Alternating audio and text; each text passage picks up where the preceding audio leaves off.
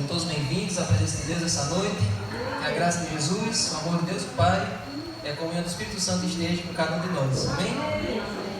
Então, gente, hoje nós vamos estudar a palavra de Deus. E nós vamos estudar uma história que eu acho que quase nenhum de vocês conhece. Eu sempre gosto de estudar as histórias menos conhecidas da Bíblia, porque nessas histórias a gente aprende lições muito importantes para nós. Mas antes de a gente ir para essa história de hoje, eu queria perguntar para vocês: quem de vocês já teve um dia em que no começo do dia deu tudo certo, você ia acertando tudo, ia dando tudo do jeito que você queria, o dia estava voando, estava sendo um dia maravilhoso, e de repente a outra metade do dia foi só desgraça, deu tudo errado, e tudo que você planejou não teve sucesso? Quem já teve um dia assim?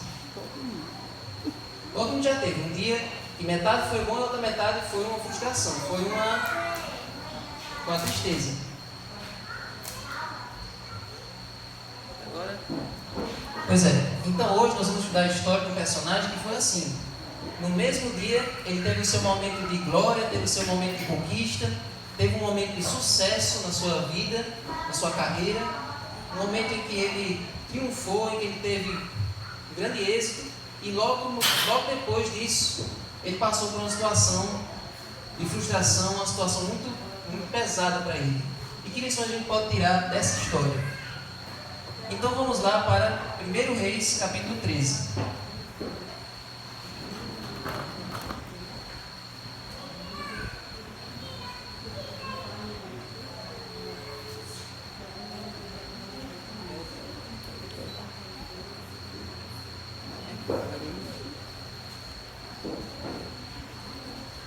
Reis, capítulo 13. 1 Reis fica aí nesses livros do Antigo Testamento, antes de Salmos. E eu vou só contextualizar um pouco da história para vocês. É uma história que talvez seja um pouco deslocada assim, para a realidade de vocês, mas nós vamos entendendo aqui aos poucos. O reino de Israel, no tempo do rei Davi e do rei Salomão, era um reino só, era um reino unificado. Mas depois da morte de Salomão, veio o filho dele, Roboão, e esse filho, ele começou a oprimir o povo de Israel, ele começou a querer ser muito tirano. E a partir daquele dia que ele se tornou o rei, o povo de Israel se dividiu. O povo de Israel eram 12 tribos que formavam um país só, e a partir desse momento em que o filho de Salomão assumiu, o reino se dividiu em duas partes: o reino do norte e o reino do sul. O reino do norte eram 10 tribos e o reino do sul eram apenas 2 tribos, certo? Então nós vamos entendendo aí aos poucos. O reino do sul, a maioria dos reis do reino do sul, que ficou só com 2 tribos, que era a tribo de Judá e Benjamim, a maioria desses reis eram reis que temiam a Deus. Já o reino do norte ficaram com reis que não temiam a Deus, que não adoravam a Deus e que levavam o povo do caminho deles, da idolatria. E esse rei do capítulo 13 era um rei assim. O rei Jeroboão era um rei muito mau. O que foi que ele fez? Todo mundo aqui lembra daquele templo de Jerusalém, aquele templo bonito que Salomão construiu e que era lá onde todo mundo deveria ir para adorar e sacrificar para Deus. E o que foi que esse rei fez? Agora que ele queria que o povo não adorasse mais a Deus, foi o que ele fez? Ele construiu vários altares para o povo adorar aos ídolos. E com isso ele fez com que as pessoas deixassem de temer a Deus, deixassem de servir a Deus. E Deus precisava intervir nessa situação. Ele não poderia deixar que aquele rei desencaminhasse o povo e fizesse eles abandonarem o caminho da adoração. E aí o rei fez uma grande festa. E essa festa está aí no capítulo 12. Antes de nós irmos para o 13, vamos ler o capítulo 12. Verso 32. Quem quer ler o verso 32? 1 Reis 12, verso 32. Instituiu uma festa no 8º mês, no dia 15º do mês, igual à festa que se realizava em Judá. Ofereceu sacrifício no altar. Fez o mesmo em Betel e ofereceu sacrifícios aos bezerros que havia feito. Também em Betel estabeleceu sacerdotes que serviam nos lugares altos e havia constituído tribos. ler o próximo. Pode ler o próximo. Uhum. 33. No 15º dia do 8º mês, escolhido a seu bel prazer, ele subiu ao altar que havia construído em Betel e ordenou uma festa para os filhos de Israel. Subiu para queimar incenso.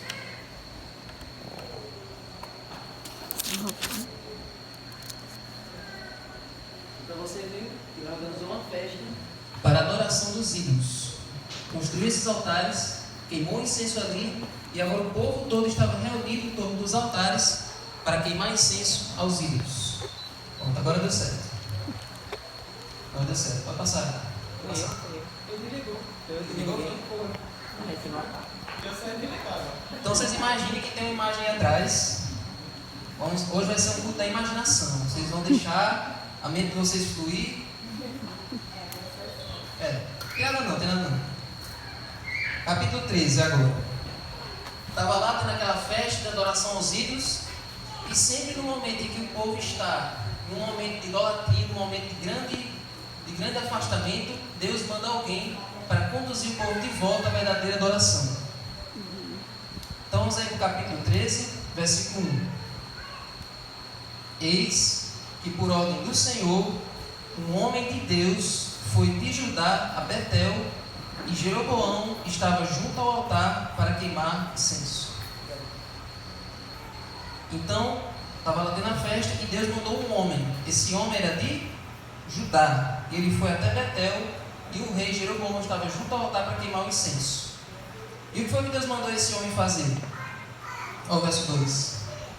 Por ordem do Senhor, o profeta clamou contra o altar e disse: Altar, altar, assim diz o Senhor: eis que um filho nascerá à casa de Davi, cujo nome será Josias. Em cima de você, ele sacrificará os sacerdotes dos lugares altos que queimam incenso em cima de você. Ossos humanos serão queimados em cima de você. E verso 3. Naquele mesmo dia, o profeta deu um sinal dizendo: este é o sinal de que foi o Senhor quem falou.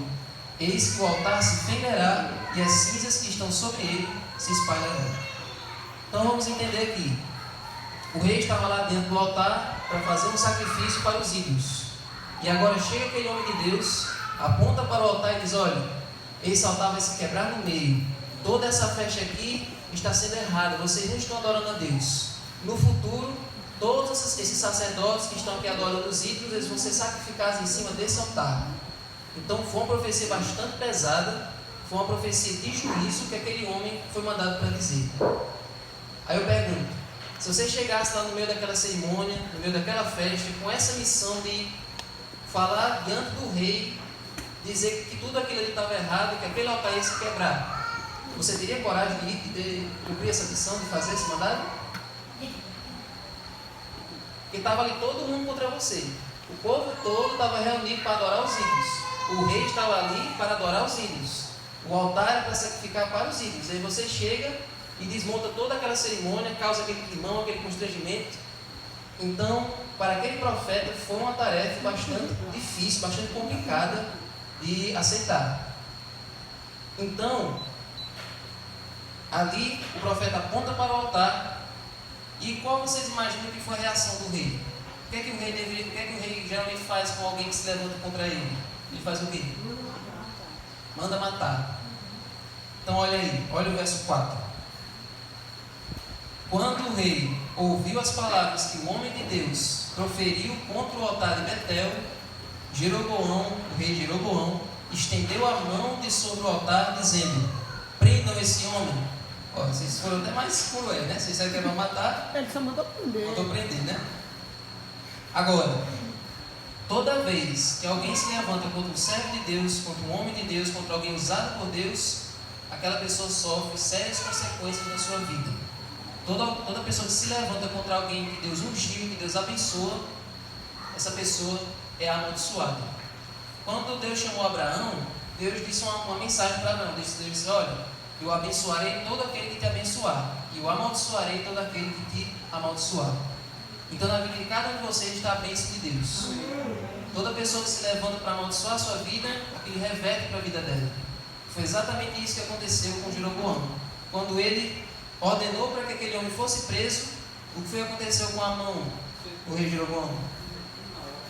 Mas a mão que ele tinha estendido contra o homem de Deus secou, e ele não podia recolher a mão. A mão secou, a mão ficou assim, não conseguia mais baixar aquela mão. E não foi só isso. Verso 5: o altar se fendeu e as cinzas se espalharam pelo chão, conforme o sinal que o homem de Deus tinha dado por ordem do Senhor. Então a mão do rei secou e o altar se fendeu. O altar ele se quebrou no meio. Todos esses sinais, todos esses fenômenos foram para mostrar que a profecia daquele homem estava correta. Então aí você percebe no caráter desse profeta algumas características. Primeiro, que ele era corajoso. Primeiro, que ele não tinha medo. E olha um detalhe interessante para todos nós. A Bíblia nos orienta, nós não temos medo de pessoas, não temos medo dos homens. Muitas vezes quando a gente vai falar de Deus para alguém, pregar o Evangelho, a gente sempre fica com medo da reação das pessoas, medo da resposta delas, mas a Bíblia nos orienta a não ter medo dos homens, porque quem está por trás de cada pessoa, ou é Deus ou o inimigo de Deus. Quem é usado por Satanás, quem está por trás das ações dela é Satanás. E quem é usado por Deus, quem está por trás dessa pessoa é o próprio Deus. Então não devemos ter medo da pessoa em si. A Bíblia diz que Deus não nos deu espírito de covardia, mas sim de coragem, sim de ousadia, para falar a verdade. Então, para nós dizermos a verdade, nós não devemos ter vergonha, nós não devemos ter temor, porque é Deus quem vai na frente, é Deus quem luta por nós, é Deus quem fala através de nós e nos lembra daquilo que a gente se esquece. Então aquele profeta ele tinha certeza disso, que aquela missão, embora fosse uma missão de vida ou morte, né, mas Deus é quem estava ali guiando cada palavra dele, quem estava orientando ele naquele momento. E uma outra coisa que aquele profeta fez, ele chamava o pecado pelo nome, ou seja, ele não mascarou o pecado. O que muitas pessoas fazem hoje? Muitas pessoas, elas começam a relativizar os pecados. Ou seja, uma coisa que era errada até hoje, elas começam a dizer, não, se olhem pensando bem, isso aqui não é tão errado assim. A gente pode fazer uma concessão aqui e ali. Esse pecado que até agora era desprezível, a gente já pode fazer uma concessão que ele já não é mais tão errado assim. Muita gente faz isso para satisfazer a sua vontade, para satisfazer a sua natureza carnal. Muitas pessoas começam a tornar o pecado cada vez menos problemático, cada vez menos errado, para que assim elas possam fazer o que elas quiserem. E tem medo de denunciar o pecado, tem medo de enfrentar o pecado. Quem aqui já ouviu falar de Lutero? O reformador chamado Lutero. Algumas pessoas já ouviram. No tempo de Lutero, a igreja cristã era uma igreja corrompida, que era o tempo da Idade Média. A igreja, ela fazia com que as pessoas se perdessem. E elas não davam a Bíblia para as pessoas estudarem. Então era um tempo de grande escuridão, e era um tempo de muitas mentiras que a igreja ensinava. E o que foi que Lutero fez? Lutero ficou calado? Lutero ficou omisso dentro daquela situação? Alguém lembra o que foi que Lutero fez? Naquela situação de escuridão, trevas espirituais. Foi o que Lutero fez.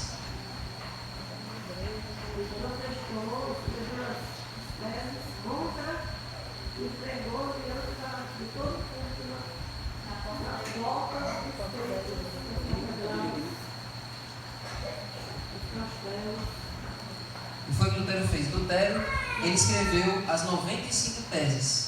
Ou seja, ele escrevendo como se fosse uma cartolina do dia de hoje. Ele colocou lá, tintim por tintim, desmascarando as mentiras, desmascarando os erros, desmascarando ali cada doutrina e ensinamento falso que a igreja estava ensinando e mostrando a verdade para as pessoas. Depois daquilo ali, as pessoas se interessaram pela verdade.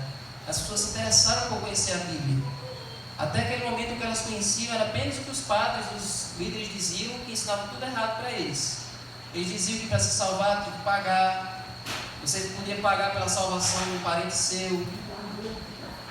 E, por exemplo, se você quisesse pecar daqui a pouco, lá para de noite, você já podia comprar o perdão hoje de manhã para o pecado que você ia cometer daqui a pouco. Olha o nível de cegueira, olha o nível de escuridão. Aí é para você ficar calado? É para você ficar omisso dentro de uma situação como essa? Você sabendo que está errado. Sabendo que está errado? Então, Lutero foi usado por Deus com coragem para chamar o pecado pelo nome e para chamar as pessoas para conhecer a verdade. E é dessa maneira que nós devemos agir hoje. Todos vocês sabem os enganos que tem no dia de hoje que fecham os olhos das pessoas. Vou dizer um aqui, por exemplo. Quando você morre, você vira uma estrela, você fica lá no céu olhando para quem está vivo. O que é que vocês devem dizer numa situação como essa? Qual é a resposta que vocês dizem quando alguém fala isso? Ah, fulano morreu, virou uma nuvenzinha, virou uma estrela e está lá olhando por nós. Não, você não vai dizer isso, né?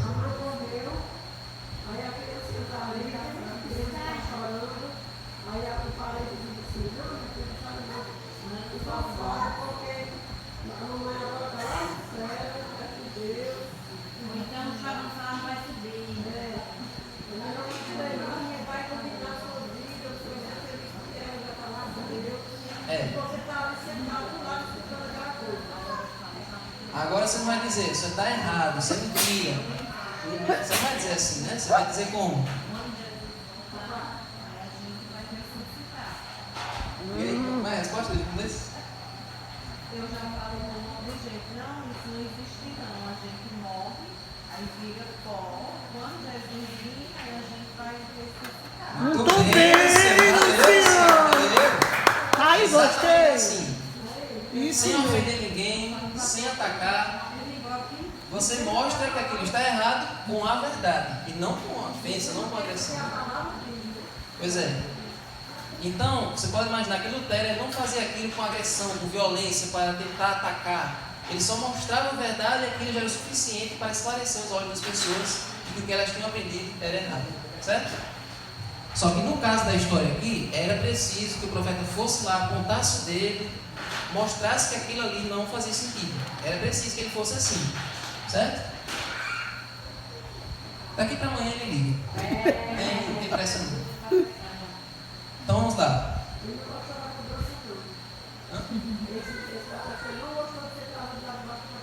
Ele só continua ficando no teto. Mas foi porque eu chutei aqui o cabo da imagem. Aí ele não gostou.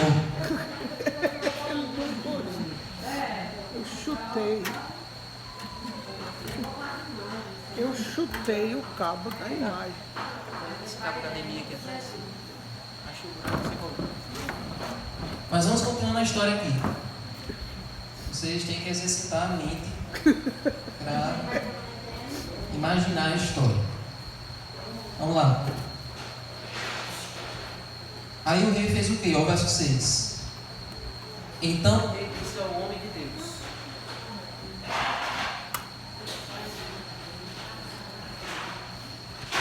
Verso qual? A gente vai lendo. Verso 6. Do 13. Capítulo 13, verso 6. Então disse o rei ao homem de Deus. Sim, o rei estava com a mão dura lá. Prenda esse homem. Sim. Aí a mão dele ficou dura. Ficou seca, não foi? Aí, então, disse o rei ao homem de Deus, que ele estava mandando prender. Implora o favor do Senhor teu Deus e ora por mim, para que eu possa recolher a mão. Ora o cabimento. Olha só. A mão do rei tem ficado seca por causa do decreto do profeta. E agora o rei pediu para que o profeta orasse para que a mão dele voltasse a ficar boa. Olha a audácia do rei, né? Mas o profeta, ele deu um exemplo para nós. Olha o final do verso 6. Então o homem de Deus implorou o favor do Senhor e a mão do rei se recolheu e ficou como antes. Olha aí. Então o homem de Deus orou pelo rei que tinha acabado de dar aquela sentença, Se fosse eu, não orava, não. aquela mensagem. Então se fosse cada um de nós não faríamos igual. A gente deixaria o rei do jeito que estava, a gente não oraria. Nós somos maus, nós somos ruins, a gente não faria isso.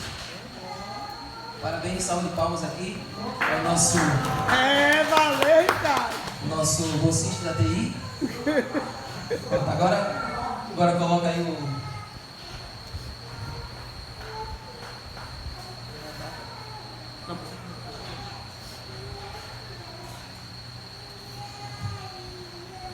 Vamos lá.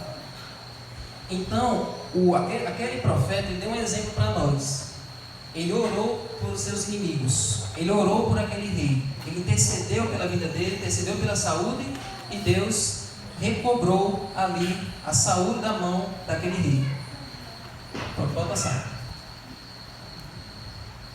Já vocês vão entender esse título da mensagem. Pode passar. A primeira característica que nós vimos é que ele era um profeta. Pode passar. Corajoso.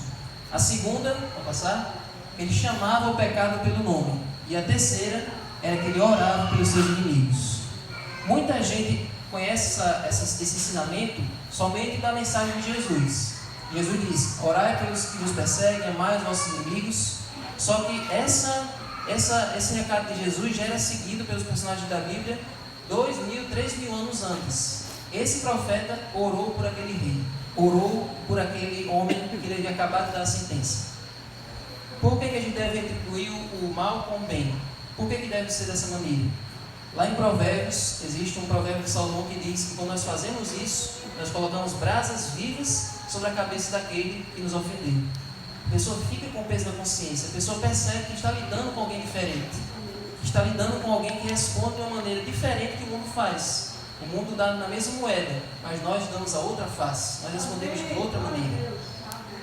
Então, aquela resposta do profeta deveria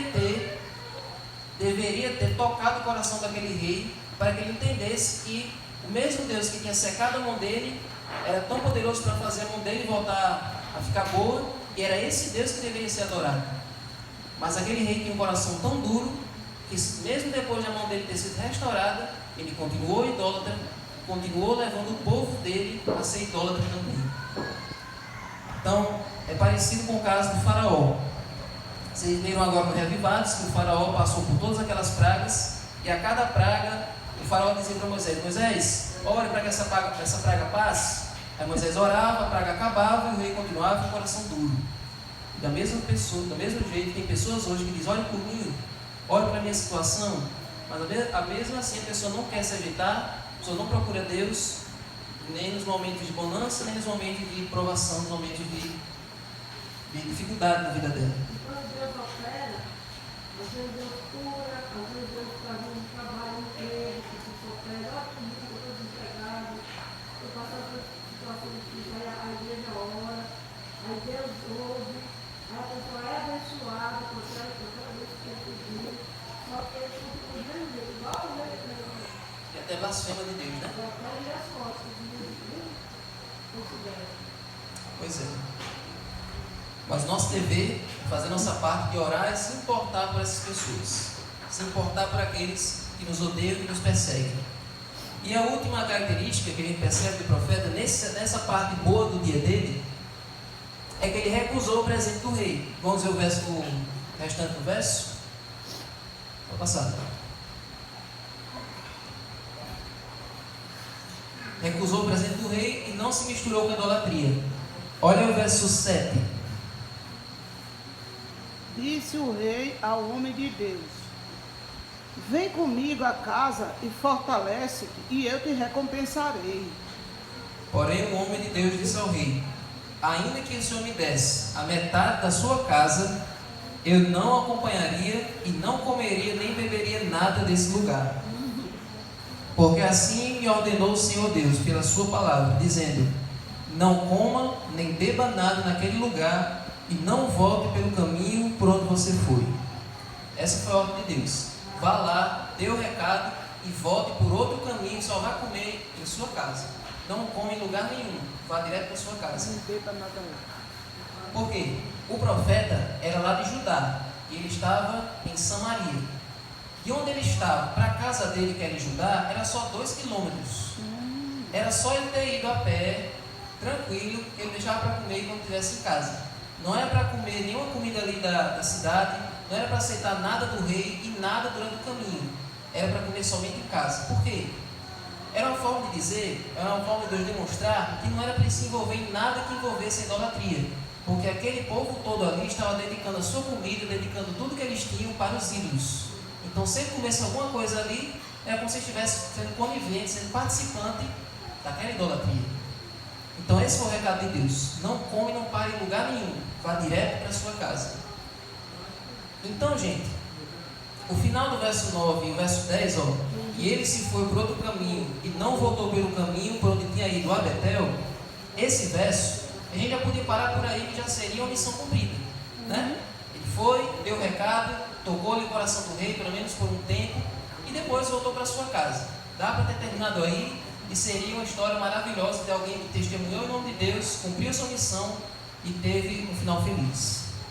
Mas, como eu perguntei lá no começo, assim como nós temos dias em que metade do dia é bom, de sucesso, e a outra metade é só desgraça, é só decepção, assim aquele homem também cometeu um erro inexplicável.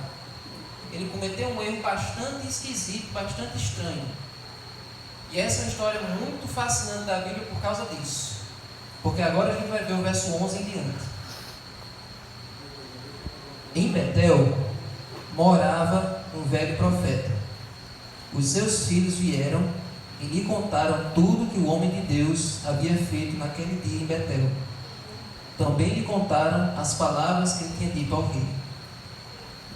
Então esse homem aqui era um profeta velho, um profeta aposentado, digamos assim, mas nós vamos ver que ele não é uma boa pessoa. Esse homem aqui, não confie nesse homem aqui, nós vamos entender por quê. Então o pai perguntou aos filhos: por que caminho ele se foi? E eles lhe mostraram o caminho que havia sido tomado pelo homem de Deus que tinha vindo de Judá. Então ele disse aos seus filhos: põe uma sela no meu jumento. Eles puseram a sela no jumento e o profeta montou. E aí ele foi, encontrou o profeta, perguntou: você é o homem de Deus que veio de Judá? Ele respondeu: eu sou. Aí o profeta disse o quê? Vamos lá em casa e vamos comer? Vamos comer alguma coisa lá em casa? Você deve ter andado já por muito tempo, você deve estar cansado aí do dia, foi um dia bastante estressante para você. Vamos lá em casa e vamos comer? Aí a resposta do profeta, verso 16: não posso voltar com você nem entrar em sua casa. Não posso comer nem beber nada com você neste lugar, porque me foi dito pela palavra do Senhor: você não deve comer nem beber nada, também não deve voltar pelo caminho por onde você foi. Até aí o profeta estava ok, estava firme, estava convicto dos seus princípios, mas aí vem a resposta do profeta velho. O velho profeta respondeu: também sou profeta como tu, e um anjo me falou por ordem do Senhor, dizendo: faça-o voltar com você à sua casa para que coma e beba alguma coisa. Mas isso era mentira. Agora, por que ele fez isso, a gente não sabe. Esse homem aparece misteriosamente e tem essa atitude aí estranha, mas a gente não sabe o motivo que ele teve essa atitude. Esse profeta, provavelmente, ele tinha estudado em uma escola de profetas, mas de alguma forma lá ele não progrediu. Talvez ele fosse muito mundano, muito leviano, não levasse a sério as coisas de Deus, e por isso ele não se firmou como profeta. Mas ele tinha passado por essa escola e tinha tido essa passagem. E tinha se apostatado, ele não levava a sério as coisas de Deus. Só que ele era um falso profeta. Então naquela ocasião ele fez algo que eu vou perguntar para vocês agora. Esse diálogo aí entre o profeta verdadeiro e o profeta falso, lembra qual outra história da Bíblia? Tem uma história bem conhecida de vocês, uma história básica, não diga não, uma história bastante conhecida de vocês, bem básica, bem lá do começo, que o diálogo é exatamente igual a esse aqui. Não é bem básica não. Lá no início. Lá no comecinho. Começo de tudo. Eu digo que essa história lá do começo é a base para todas as vezes que a gente peca. Todo pecado. Eu pensei que você ia falar de Jeremias e aquele profeta lá. Adão e Eva? Adão e Eva. Salve de palmas aqui pro cara. Rapaz, hoje... Acertou hoje, ele tá afiado, Hoje Ricardo tá inspirado. Agora se explique por que é igual. Por que a história é igual. Por que o diálogo daqui é parecido com a história da Adão e Eva? Porque foi a tentação. O diabo usou esse falso profeta para tentar ele, como usou a cobra também. Exatamente. Muito bem, cara. Olha aí. Deus disse: não coma, porque o dia que você comer, certamente morrerá. Foi o que a serpente disse? Pode comer, enche o bucho. não morrereis. Então esse profeta disse exatamente isso. Olha, Deus mandou um anjo para falar comigo, dizendo, não, pode comer. Comigo você está resguardado, comigo você pode confiar, eu sou profeta também. E aí? Mas você acha que Deus tem duas palavras? Se Deus tinha dito a ele que não voltasse, como é que Deus agora ia... Acho que a gente fazia a mesma atitude de Eva e desse profeta. Né? Eu conheço muita gente que diz assim, não, lá no céu, quando eu vi Eva... Vai fazer igual. Olha esse profeta aqui, o que ele fez. Pois é. Esse profeta com certeza conhecia a história de Eva também. Exatamente. E ele fez a mesma coisa. É a mesma coisa. Deus tem dito para ele pessoalmente, não come em lugar nenhum. Aí vem uma pessoa e diz diferente. Mente e ele vai. Ele não parou para pensar assim, se Deus falou comigo e disse que eu não comesse, como é que Deus não é homem de duas palavras? Primeiro que Deus não é homem. Aí Deus vai mandar outra pessoa dizer exatamente o contrário, para me deixar na dúvida. Ele não parou para refletir. Porque aí a gente pensa assim, não, mas hoje, a gente conhecendo essas histórias, hoje a gente não faz isso, a gente não corre nem perigo de cometer um erro desse. Mas hoje a gente tem a palavra de Deus aqui. A palavra está aqui na nossa mão. O povo não tinha a palavra de Deus nessa época. O profeta recebeu a palavra de Deus no ouvido, Deus falou com ele. Nós recebemos a palavra de Deus pelo livro. E nós temos o livro aqui da palavra de Deus. E mesmo assim, quando chega alguém dizendo uma coisa diferente, a gente vai seguir a outra pessoa. Você vê um vídeo na internet, esquece o que a Bíblia diz, vou seguir o que aquela pessoa diz. Eu ouvi uma revelação, vou ouvir a revelação daquela pessoa, não o que a Bíblia diz. Tem um filme de Hollywood. Eu tive um sonho, alguém leu a minha mão, alguém fui no tarô, fui em algum lugar e a pessoa revelou meu futuro, vou seguir o que aquela pessoa diz, e não o que a palavra de Deus diz. O horóscopo, pessoas que acreditam em signo. Então, esse profeta não tem nome, que é justamente para a gente colocar o nosso nome no lugar dele. Exatamente. Valeu, Ney. Ele não tem nome, esse profeta. Nenhum dos dois tem, que é para Também não é reputar. verdade, né? Nem tem o primeiro, nem tem o segundo. É. Quem você é? O verdadeiro ou o falso? É. Você é dos que permanecem firmes, ou você é dos que desencaminham, ou você é dos que são desencaminhados? Verdade. Então, esse profeta infelizmente caiu na cilada. Ele foi lá e comeu com vontade. Olha o verso 19. Então ele voltou com o velho profeta e comeu e bebeu na casa dele. Eita, tchau. Agora o profeta falso, agora sim Deus falou com ele. Agora de verdade Deus falou com o profeta que era falso, para dar uma sentença de juízo para o profeta desobediente. Olha o verso 20 e 21. Estando eles à mesa, a palavra do Senhor veio ao profeta que o tinha feito voltar, ou seja, o profeta falso. E ele gritou para o homem de Deus que tinha vindo de Judá, dizendo: assim diz o Senhor, você foi rebelde à palavra do Senhor e não guardou o mandamento que o Senhor seu Deus lhe havia ordenado. Você voltou, comeu e bebeu no lugar onde ele havia ordenado que você não deveria comer e beber. Por isso seu cadáver não será sepultado no sepulcro dos seus pais. A consequência de desobedecer a palavra de Deus e renunciar ao caminho da vida é escolher automaticamente a morte. Do mesmo jeito que Deus disse para Eva, para Adão e Eva, se comer, morre. Exatamente igual aqui na história do profeta. E ali aquele profeta agora, sabendo do seu destino, agora cada passo voltando para sua casa, preocupado. Ele sabia que o destino dele agora era esse. Ele estava condenado por Deus. E aí acontece...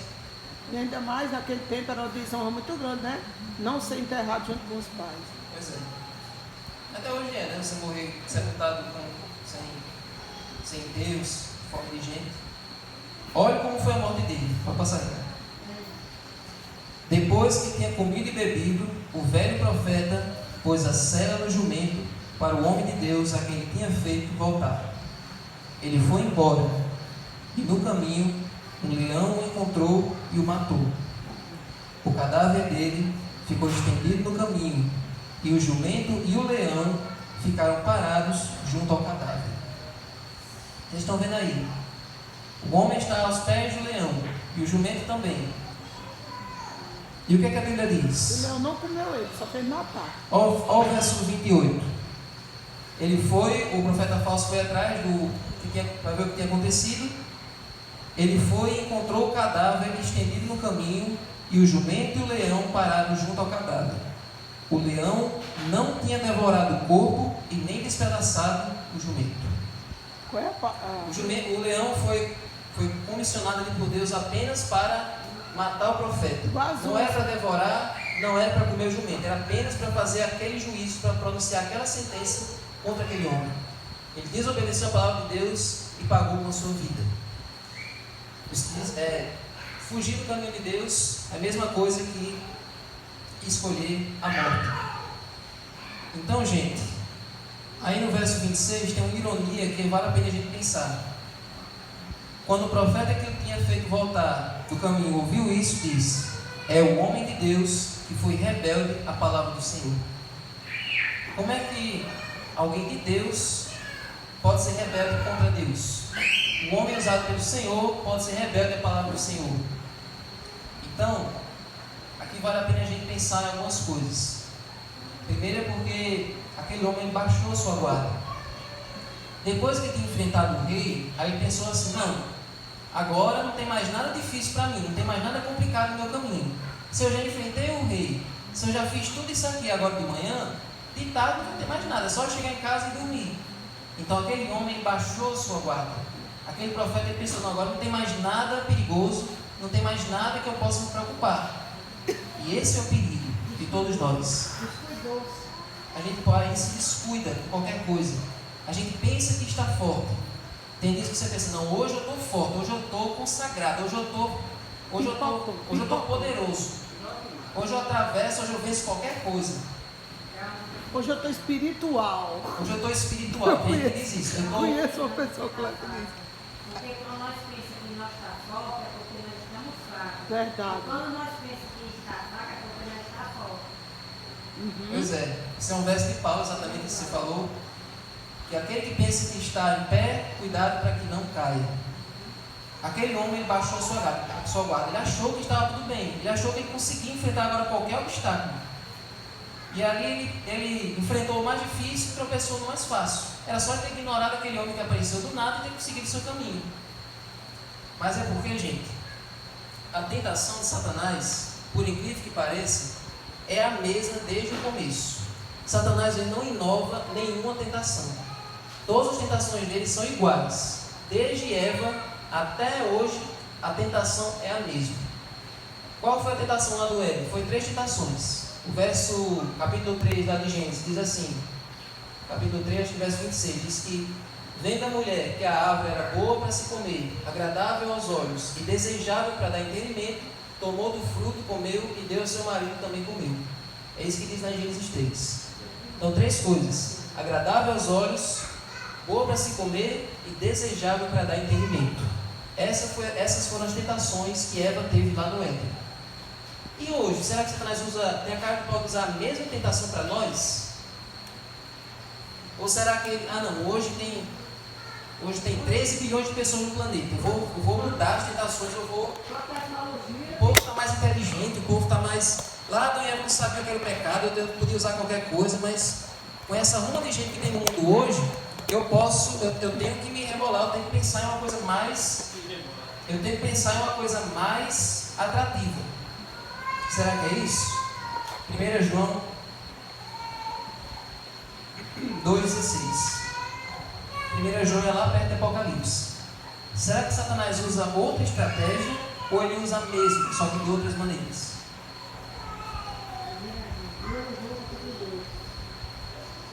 João 2,16. 1 João 2,16.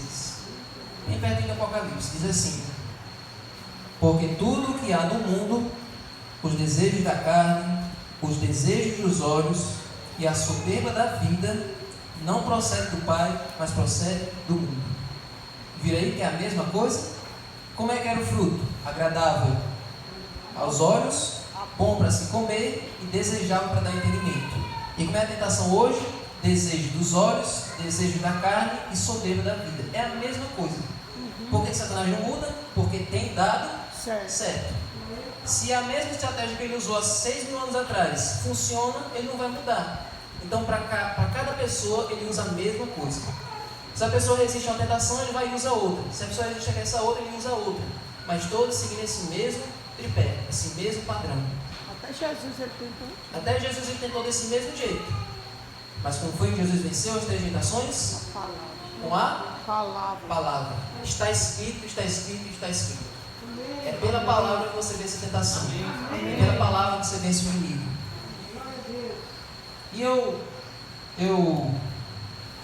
queria só citar aqui um caso sobre tentações. Um episódio que aconteceu há uns 3 anos atrás. Existe uma maior premiação do mundo, que é chamado Oscar, e lá onde os filmes são premiados, os atores também. E acho que todo mundo aqui já ouviu falar dessa história. Até quem não gosta de filme, quem não gosta disso, ouviu falar na televisão desse episódio. Um apresentador lá do Oscar estava fazendo lá aquelas piadas, aquelas coisas para entender o pessoal, a plateia. E aí ele tirou onda com um ator que estava lá assistindo, tirou onda com a esposa do ator. Esse ator que vocês conhecem, o Will Smith, ele estava lá com a esposa, ele zombou do ator e da esposa dele na frente de todo mundo.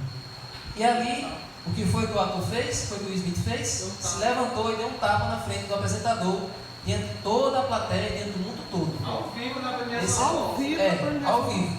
O Oscar é a premiação mais assistida do mundo. O mundo todo viu isso aqui. E o que foi que aconteceu?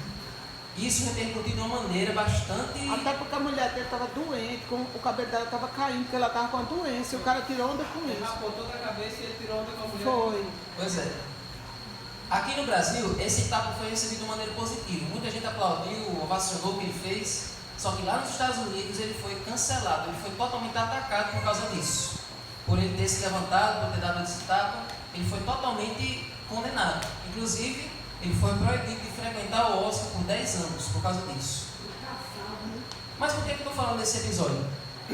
Porque no intervalo lá das premiações, logo depois do tapa, inclusive, esse ator ganhou o Oscar, o ator que deu o tapa e ganhou o Oscar logo depois. E quando ele foi fazer o discurso, foi aquele climão, todo mundo achando estranho, porque ele tinha dado o tapa e tinha ganhado o Oscar. Então ficou uma coisa assim.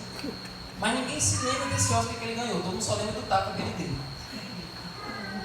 Mas, no intervalo, entre o tapa e o momento que ele ganhou, um ator que vocês devem conhecer também, que é Denzel Washington, ele chegou para Will Smith e disse assim: olha, é nos momentos de maior sucesso que Satanás vai te procurar. É nos momentos que você está lá na glória, que você está se sentindo poderoso. É nos momentos que você está lá em cima, que é onde o diabo vai atrás de você. Quando você se sente que está no topo, é lá que Satanás vai lá e dá a rasteira. Então isso aquele ator experimentou naquele dia. Porque Denzel Washington ele lê a Bíblia todo dia, um capítulo igual a gente. Um dia que deveria ser um dia inesquecível, um dia memorável para a vida daquele homem, que se tornou um dia de vergonha, um dia para ele esquecer. Então, gente, é por isso que nós devemos estar sempre alertas. É por isso que nós não devemos baixar a guarda e não acreditar em nenhuma outra revelação sem ser a palavra de Deus. Se aparecer alguém dizendo algo diferente da Bíblia, como é que a gente deve reagir? Gálatas 1, verso 8 e 9. Você está em 1 João, você vai para a esquerda. Gálatas 1, verso 8 e 9. Tem Romanos, 1 e 2 Coríntios, Gálatas e depois Efésios. Vamos para Gálatas 1, verso 8 e 9. Se chegar alguém dizendo algo diferente da palavra de Deus, qual deve ser sua resposta? Verso 8 e 9.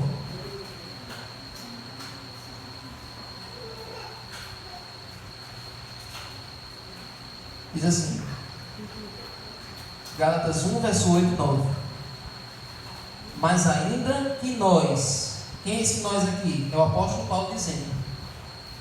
Mas ainda que nós, o apóstolo Paulo, ou mesmo um anjo vindo do céu, pregue a vocês um evangelho diferente daquele que temos pregado, que esse seja anátema. Ou seja, não acredite, não dê ouvidos. Se eu chegar aqui dizendo algo diferente do que a Bíblia diz, não acredite em mim. Se um anjo vier em glória aqui para você dizer algo diferente para você do que a Bíblia diz, não acredite nele. E essa deve ser a nossa atitude. O verso 9 também diz: como já dissemos e agora repito, se alguém está pregando a vocês um evangelho diferente daquele que já receberam, que esse seja anátema. Acredite na palavra de Deus e não na palavra dos homens. Se você quiser saber se alguém diz a verdade, veja se ele se apoia na coluna da verdade, que é a Bíblia, que é a palavra de Deus. Amém.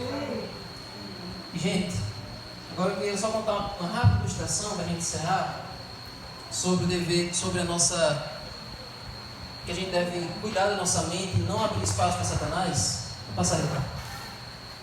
Tinha um caçador numa floresta, ele estava caçando um urso. Essa é uma fábula. Ele estava caçando lá o urso e quando ele encontrou o urso, falou assim: não, peraí, você vai me matar? Então vamos negociar. O que é que você quer? Aí o caçador disse: não, eu estou com muito frio, na minha cabana estou passando muito frio, eu preciso de um casaco e pele de urso. Aí o urso disse: não, é isso que você quer? Pois eu estou com muita fome. Eu não comi nada o dia todo, estou morrendo de fome. A gente precisa negociar, que a gente precisa chegar a um acordo. E aí eles chegaram a um acordo. Fizeram a negociação e o urso voltou para o meio da floresta, voltou lá para o lugar onde o urso dorme, com o bucho cheio e o caçador coberto pela pele do urso. Agora sim, ele teve o que ele queria. Verdade. A pele do urso agora estava cobrindo ele e o urso estava com o bucho cheio. Todos os dois resolveram os dois problemas. Não negocie com Satanás. O que ele oferece como benefício para você, na verdade é benefício para ele. Porque ele vai querer usar aquele laço para levar você a se perder junto com ele. O lucro de Satanás é levar o máximo de pessoas a queimar junto com ele. E quando Deus oferece algo para você, não é para fazer bem a ele, é para fazer bem a você. Ele é o doador da vida. E ele quer que você tenha vida eterna. Amém. E para encerrar, eu quero ler só mais 2 versos. Quero ler com vocês 1 Pedro 5:8. 1 Pedro 5:8.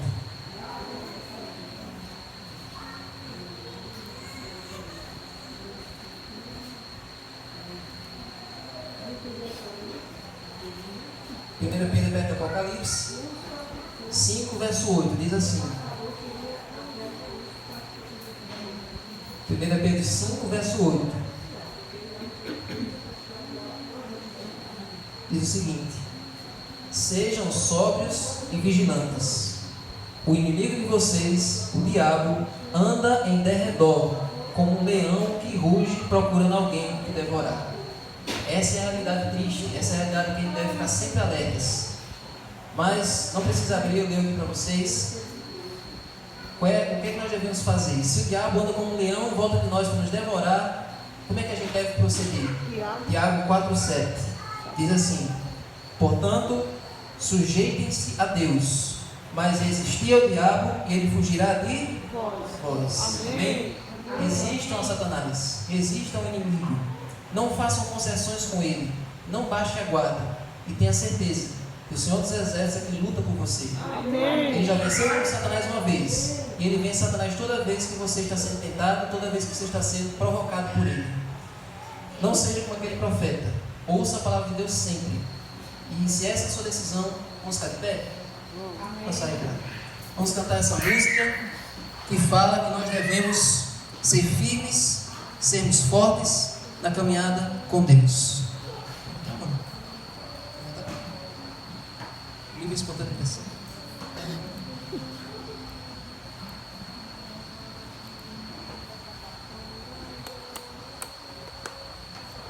Sempre esse problema.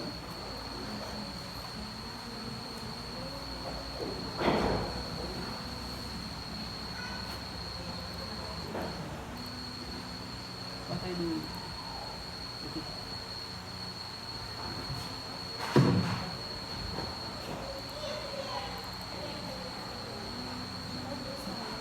Vamos usar um conflito.